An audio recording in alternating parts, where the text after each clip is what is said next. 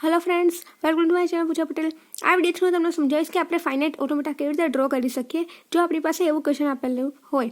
Draw the finite automata for language of x bar x, મતલબ કે એવી strings કે જે 0 और 1 થી બનેલી હોય, મતલબ કે x છે 0 અને 1 ને બિલોંગ કરતો હોય પણ ડબલ 1 એની સબ સ્ટ્રિંગ્સમાં આવતી ન હોય, મતલબ કે કન્ઝિક્યુટિવ 2 1 આવવા જોઈએ નહીં. 1 0 1 અથવા તો 0 1 0 આવું કંઈક આવવું જોઈએ, બટ 1 1 0 અથવા તો 0 1 1 ન આવવું જોઈએ. તો એવી સ્ટ્રિંગ માટે આપણે કેવી રીતે ફાઇનાઇટ ઓટોમેટા ડ્રો કરી શકીએ? તો પહેલાં તો મેં મારું એક ઇનિશિયલ સ્ટેટ લીધું. આ મારું સ્ટાર્ટિંગ સ્ટેટ છે જેને હું S0 અથવા તો Q0 કહી શકું છું, જે 1 માટે જાય છે B ઉપર. અહીંયા એવું આપણને ડિક્લેર નથી કરેલું કે મારી સ્ટ્રિંગ છે એ 0 થી એન્ડ થશે અથવા તો 1 થી એન્ડ થશે. સો મેં 1 માટે અહીંયા ફાઇનલ સ્ટેટ ડિક્લેર કરી દીધું છે એન્ડ 0 માટે મેં સ્ટાર્ટિંગ સ્ટેટને જ ફાઇનલ સ્ટેટ ડિક્લેર કરી દીધું છે.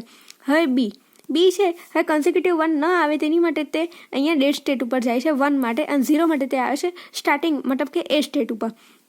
હવે સીના 0 1 આવશે તો તે અહીંયા સેલ્ફ રોટેટમાં પડેલું રહેશે, કેમ કે આ એક ડેડ સ્ટેટ છે. હવે જોઈએ કે આ સ્ટ્રિંગ અહીંયા વેરીફાઈ થાય છે કે નહીં. તો 1 0 1, સો 1 0 1 ફાઇનલ સ્ટેટ ઉપર પહોંચી ગયું. then 0 1 0, સો 0 1 0 આ પણ ફાઇનલ સ્ટેટ ઉપર પહોંચી ગયું. હવે 1 1 0, સો 1 1 0 આ અહીંયા ડેડ સ્ટેટ ઉપર પહોંચે છે, કેમ કે 1 1 આની સબ સ્ટ્રિંગ બને છે.